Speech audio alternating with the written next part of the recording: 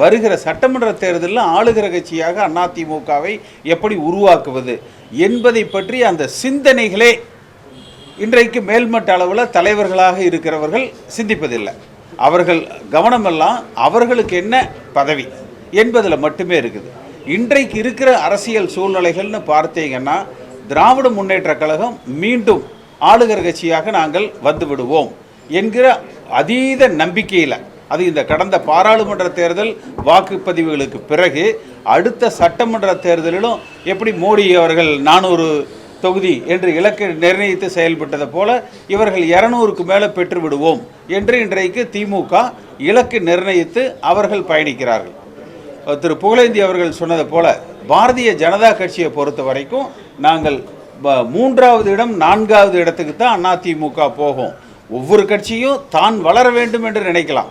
ஆனால் திரு அண்ணாமலை அவர்களது நோக்கம்